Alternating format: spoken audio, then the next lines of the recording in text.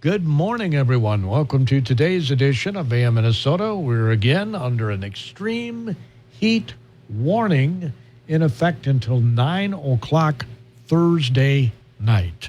So another couple days of extreme heat. And with that in mind, I called Joe Johnson yesterday, Rice County's Emergency Management Director, and said, Joe, can you please come in? And he was nice enough to do so, and he brought with him Martha Sykes, who is the Rice County Public Health Emergency Preparedness Coordinator. Good morning, Martha. Good morning. Thanks for joining us. Thank you for having me. I appreciate it very much. Do you have a committee or something that you work with in emergency management, and is Martha on that committee?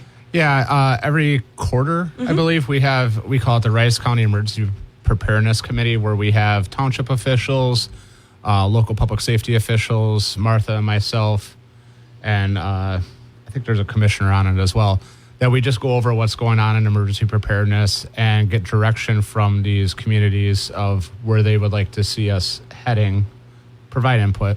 Well, it's a great idea because, I mean, we've all seen the debacles that have happened, the flooding in Texas and other locations where it didn't look like it was well coordinated, and you need to be coordinated before the emergency happens, right?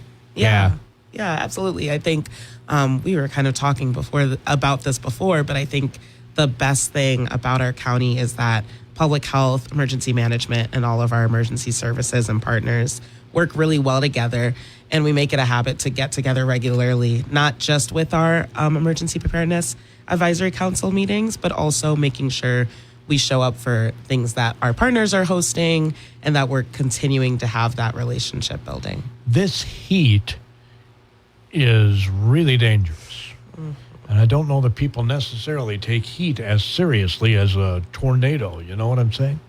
No, I will say I'm grateful that it's this week and not next week with the fair. Right. No, people just kind of play it off a little bit, and one hot day here or there might not be a big deal, but when we have a week straight of upper 90s, high humidity, high overnight lows like in the 70s, cumulative effect can really start to affect people. Yeah. So, Martha, perfect that you're here. Health-wise, Yeah. I think we obviously know that we need to stay hydrated. Yes. And just don't go out in this stuff if we can get away with it, right? Yeah. So I think definitely recognizing that if you don't have to be outside for as long as you might be on a cooler day, keeping that in mind. But if you do have to be outside, you might want to take more breaks.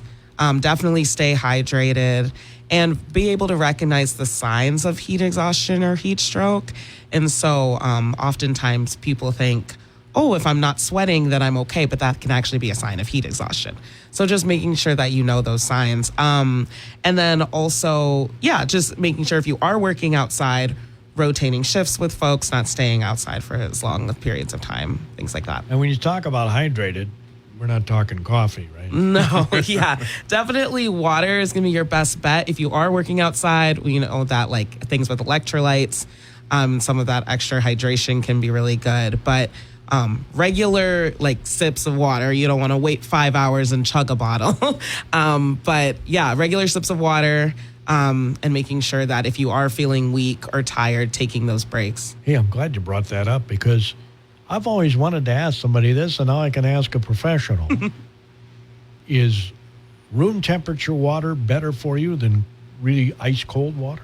Yeah, so the thing about, this is a constant debate. The thing about ice cold water is that it can sometimes be a shock to your system if you're sick, if you're extremely hot. The thing is, if you are experiencing something like heat exhaustion or stroke, you might actually want the cooler water because your body needs to cool down. Yeah. Exactly.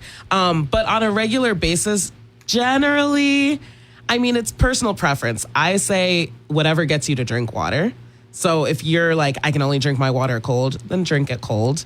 It's not going to hurt you. You know, I was that way before. I went to Tanzania on a church trip. Twice I've been to Tanzania on church trips where it's unbelievably hot. Yeah, right by the equator. Yeah, absolutely.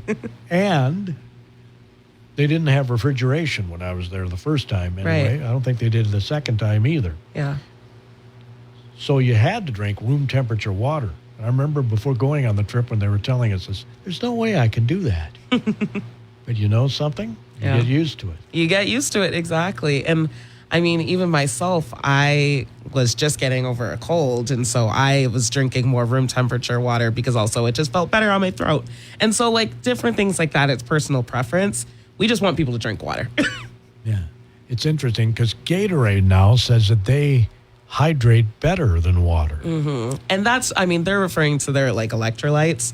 And so if you are dehydrated, Gatorade, it's the same way that after a hangover, people might drink Pedialyte, providing those extra electrolytes. But generally on a regular basis, if you're not severely dehydrated or like doing a lot of manual labor or a lot of physical exertion, regular water works just fine. Yeah, I'm a diabetic. And one of the first things my doctor told me was, got to drink more water. Yep.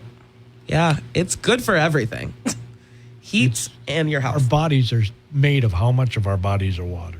Yeah, like 80%. You know, so it's kind of a natural thing to put in the water. Absolutely.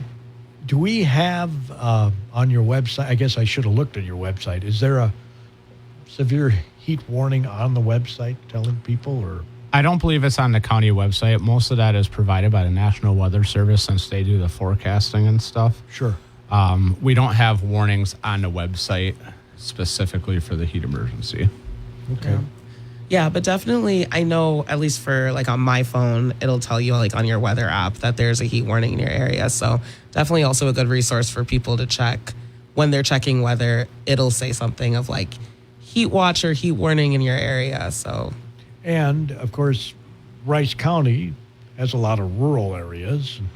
People should really check on their elderly rural neighbors, right? Check on your neighbors, check on your pets and your livestock, stuff like that. Clean water is really important right now with your dogs and livestock. Just make sure they have a good water source. You know, we always have equipment failures in the wintertime because everything freezes. Well, in the summertime when stuff is running a lot, you can start having equipment failures as well. ACs, well pumps, stuff like that. So check on your neighbors, check on your friends. Young and old are the most affected by this heat, severe heat. Have any recommendations for people who don't have AC? yeah, so a few things is that we actually do have established heating and cooling centers in our county. And so these are places where you definitely want to check for their hours of operation because they're going to vary. But like places like libraries and community centers throughout our county, exactly. Just places that you can go that do have air conditioning if you don't have air conditioning in your house or yours breaks. We encourage people, even if they're like, oh, my air conditioning is fine, but it's reached 85 in my house or whatever, because we only have one unit in one room, you know, to really use those resources because, as Joe mentioned, cumulative heat stress, this idea that prolonged periods of being extremely hot can also lead to negative health impacts, is important to keep an eye on. So we do have that list on our county website, and we can also provide it to you if you guys want to share that. But yeah, just throughout the county, not only in Faribault and Northfield, but Lonsdale, Morristown, different locations that people can go to get cool. Are you looking at that list, Joe? Yep. So the Faribault Community Center, Faribault Public Library, 50 North in Northfield, Lonsdale Public Library, Morristown City Hall, Nerstrand City Hall, and the Northfield Public Library. So these are all places that we have contacted in previous years that said it was absolutely fine if people wanted to come in and cool down. Just call ahead of time because I know some of the places like Nerstrand City Hall isn't open all the time, but if you need a spot, they'll come in for a couple hours to let you cool down. Yeah. You can also go to movie theaters, the mall, stuff like that. But, Martha, is it wise to go in and out of air conditioning a lot when it's this hot? Yeah, I mean, again, it's kind of the same thing with like the cold water. You don't want to shock your system too much, but I definitely think if you can pick a spot and hang out for a little bit till you kind of cool down. Naturally, we know if this is a place like a community center or a library, you can't stay there, 24 hours a day. But definitely, take a seat, kind of let your body, if you're feeling extremely hot, let your body cool down. And then I think it's fine to be outside. That while you're in AC, though, that's a good time to rehydrate and rest because I don't know about any of y'all, but like moving around in this heat feels 10 times harder than when it's nice outside. So oftentimes your body will get more tired than if you're on a 70-degree day. Now, our listeners can't see, but Martha's a young lady. Younger than me. Well, you're younger than me, too. I don't know by a whole lot, but, maybe 10, 15 years. Yeah. Right? But you're absolutely right. As you get older, it's harder. Yeah. And it takes your body longer to recover. And so just listen to your body. And if you're ever concerned about anything super out of the ordinary, always seek medical help. So what's the difference between heat stroke and... Yeah. So heat exhaustion is not as severe as heat stroke. And that can happen just from you're in a hot house to you're outside working or exercising in heat. Different symptoms are headache. You could have dizziness, muscle cramps, fatigue, or weakness. You could be sweating a lot, having clammy skin. And that is kind of the almost precursor. You can have a lot of those symptoms before you experience heat stroke. So heat stroke is more severe than heat exhaustion. It is a medical emergency. And if you think that you might have heat stroke, you're encouraged to seek medical help as quickly as possible. So can kind of develop the same way that heat exhaustion can develop. A lot of the same symptoms, but just more severe. So you might have headache, but you also might have nausea or vomiting. Dizziness, you might lose consciousness, you might faint. Seizures can happen, irritability, confusion, agitation, slurred speech, some of those things that kind of lend to the name of heat stroke. Unable to maintain your balance. And I mentioned the not sweating as a point of concern. And so when people are experiencing heat stroke, they oftentimes are not sweating. They're hot. They maybe have flushed, dry skin. And that can be immediate cause for concern. You would want to reach out to 911. I was just going to say, if you're suffering from heat stroke, you need to seek medical attention. Yes, absolutely. Heat exhaustion, well, depending on what level you're at, right? You can, if it's not super severe, if you feel like you just need a minute, you just take a seat in air conditioning, hydrate, take those small sips of water. All right, we're going to get our opening market report, a service of your KDHL Agri Boosters.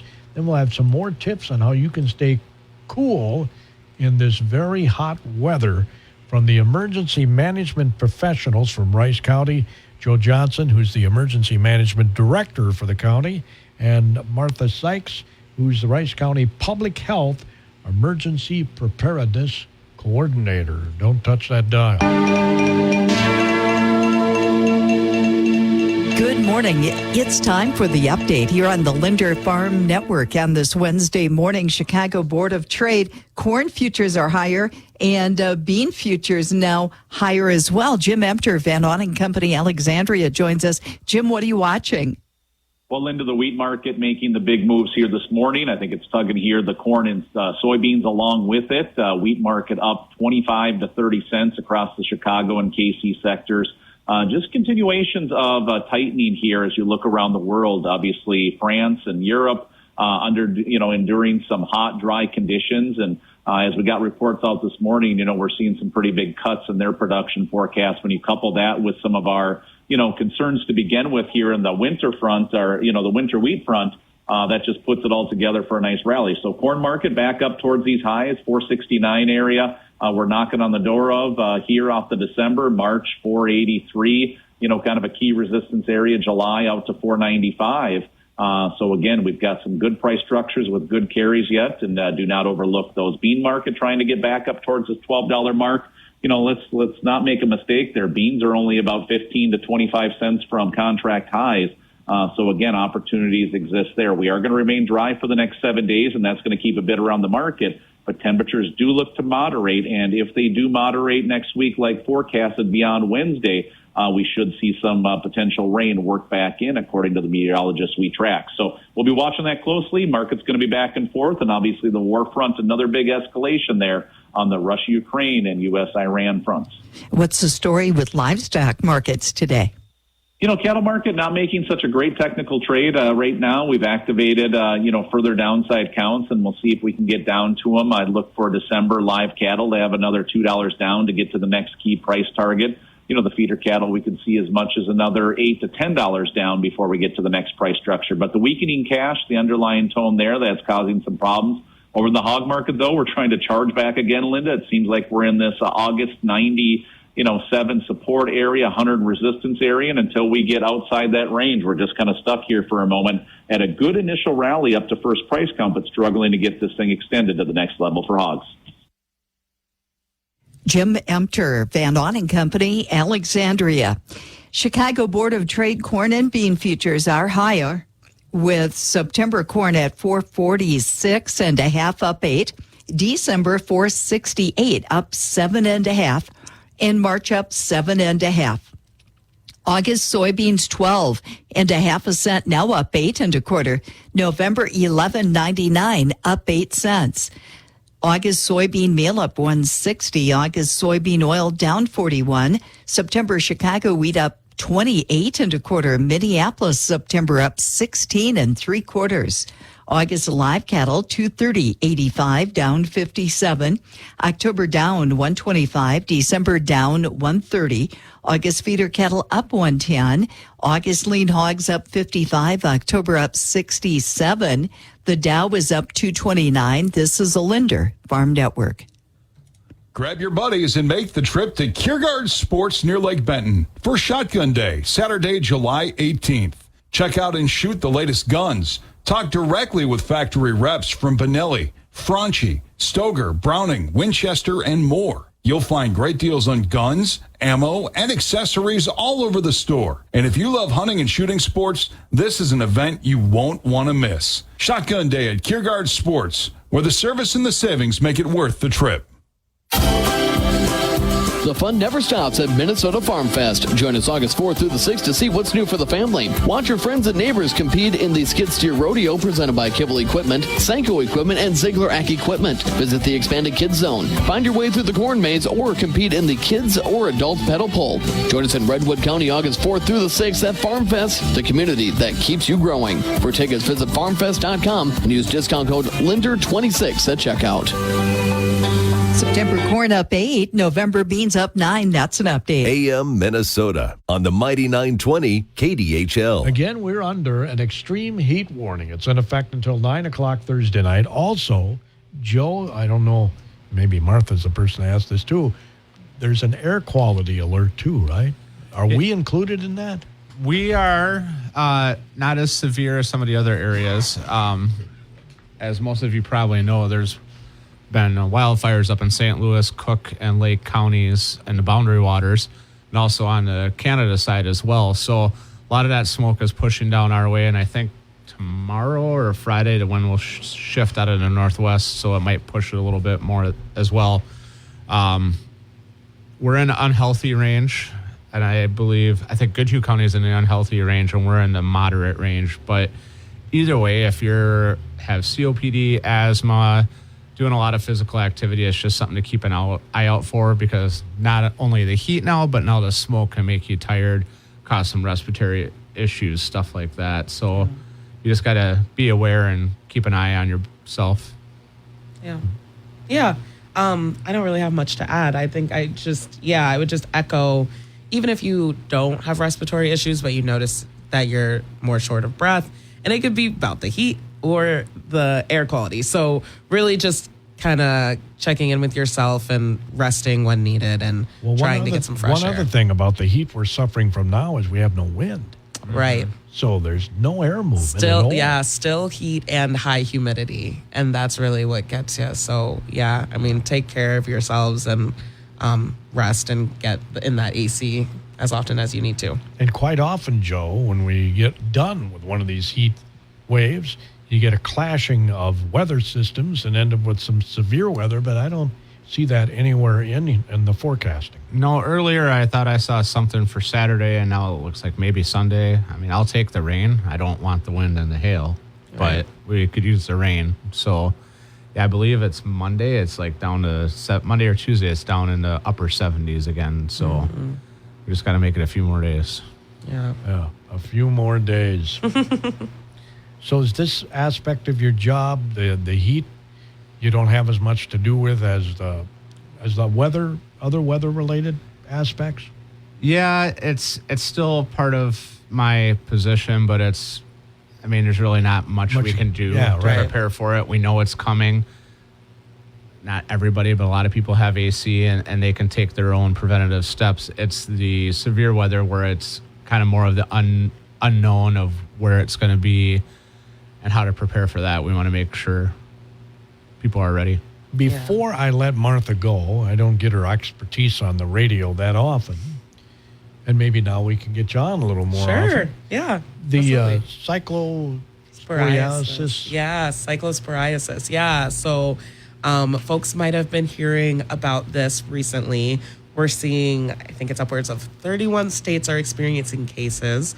And there's an outbreak in a few of those states.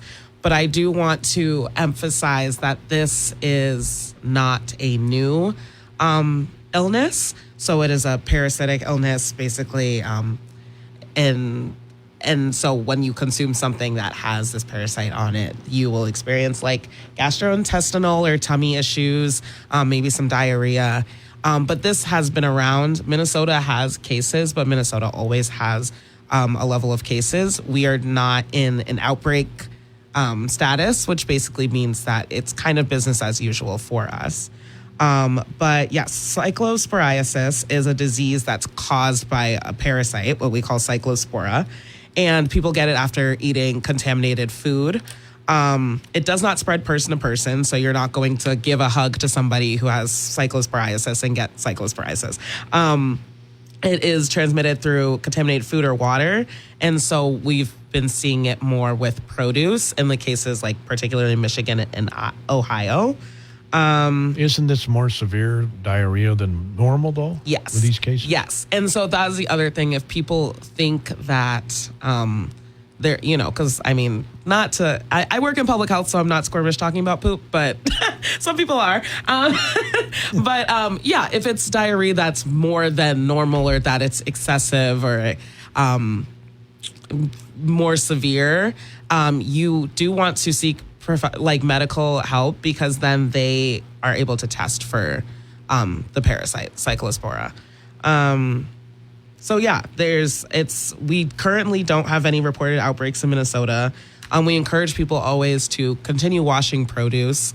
And these are practices. A lot of public health practices are always going to be like this, right? Wash your hands, wash your produce, are things that are going to help with the myriad of things, not just cyclosporiasis. But yeah, wash your produce, run it under tap water for like at least a minute. Ultimately, just as we know more, our local public health, our county public health will keep the public informed, and we will just go from there. Anything I didn't touch on, Joe, that you'd like to get the word out about? No, just keep an eye on yourself with this heat. It sneaks up on you fast. Maybe use it as an excuse to go in the car and get some ice cream, cool down. Or go for a swim. There's still activities you can do outside. Just, you got to be cautious. Well, and I don't know. Just try not to be out in the hottest part of the day if you can avoid it, right? Right. Yeah, definitely. I think the only other thing I would want to add is if people do want to know more about things going on related to public health emergencies, we do have a public health newsletter through the county called the Public Health Pulse. And so people can go on the county website and subscribe to that.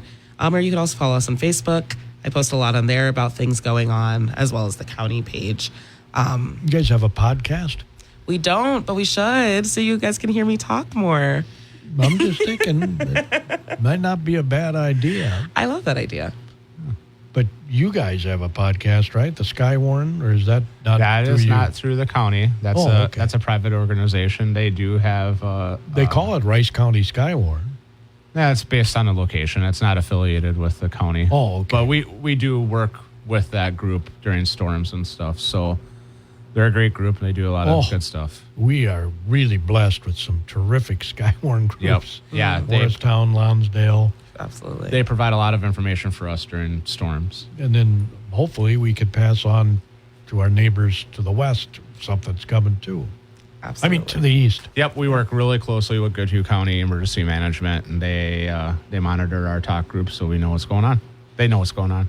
Back to the hand washing. You guys, meaning Rice County Public Health, had this hand washing thing at the fair a few years back. I always thought I did a great job washing my hands. And then you found out. This black light thing that would show the bacteria on your. I was amazed. Yeah, it's always longer than people think. Sometimes they say, is a birthday song twice? Yeah. Or, different things that people, but yeah, I mean, it's a thing you got to practice. And sometimes we maybe rush over it because we're like, oh, we learned as a kid. But I mean, really, it's our greatest defense against a lot of illnesses. So what wash your blows hands, my folks. mind is when I go to a stadium or something and I go to the bathroom, the number of people that don't ever wash their hands. Yep. It's I'm with you. You wonder why people get sick. Right. Well, I just shake my head. And it's fathers with their sons or whatever. Yeah. So the son sees the father doesn't Yeah. wash his hands. Guess what? The son's not going. More than once, I've seen the father now wash his hands, but make the son wash their hands. Don't you lead by example? Right. Right. And that's a good point, right? I mean, a lot of health promoting activities we get from seeing the people before us do it. So, yeah, washing your hands, it's important. That was very popular. Is it coming back to the fair, you think? Not this year. We will be there next week. We'll have lots of games and lots of different activities, but maybe next year or future years. It is a fun one. So what are you doing? What's the booth about this year? Yeah, so we have a theme. It's protect, promote, and improve. And so we have all of our programs that we're talking about. We are doing some trivia. We have our wheel that we're bringing back. I'm doing some emergency preparedness trivia, lots of giveaways and things for folks. And I believe that we'll also have some giveaways from some of our partners at some of the health insurance companies too. So, yeah, you'll have to come and see us and hopefully win some prizes. You don't have a booth, but the emergency management command center is there. Yep, so our command center will be there. The deputies will be there working at the sheriff's office booth, so if you need any help during the fair. Yeah, I do know that there I better mention it for Peter, there's a dunk tank that they're going to have. You may see some local people, which I should send to Martha so she can get signed up for it as well. Oh, honestly, I wouldn't mind. It's so hot. Come and dunk me, actually. Well, next week it may not be hot. I don't know. Yeah. That's a good point. It'll be a good time. So Fun. You might see me there. Otherwise, I'm at the fair all week. It's part of the job, right? Yeah. Part of the job. So if we have severe weather at the fair, I think we've touched on this before, but I got a couple minutes left. You'd go to one of the barns, wouldn't you? Or the bathroom, maybe? There are some severe weather shelters there. Off the top of my head, I believe the 4-H building, the brick bathrooms, the barn is listed as one. And the best position would be to leave if you can. There's a designated pickup area down in the park down there where people can drive in and then drive out, pick up kids or family or whatever, and just try to leave beforehand if it's going to be severe weather. We keep an eye on it all day. I'm in constant contact with the National Weather Service in the Twin Cities, so if there is lightning coming, they usually get a 15, 20-minute heads up that a storm's coming, and we can let the fair board and the sheriff decide what the next step would be after that. So, but people want to leave in a orderly fashion. Orderly, right? yeah. Absolutely. You don't want to cause an emergency run, on the way out drive of the fast. emergency. Add to the whole problem. Yep. Yeah. Yep. Just stay calm. Yes. Stay calm, listen to public safety officials if they decide that there needs to be an evacuation, and go from there. Yep. Hopefully it doesn't happen. Yep. Yeah. We're all crossing our fingers and our toes. Absolutely. Thanks again, Martha, for coming in. Absolutely. Thanks, Joe, for bringing Martha. You bet. And yourself, too. Don't give me She's the star. Oh, well, thank you. Appreciate that very, very much. Tomorrow, Faribault Police Chief John Sherwin will be my guest here on AM Minnesota. Always enjoy visiting with him. Have yourselves a terrific rest of the day and stay cool.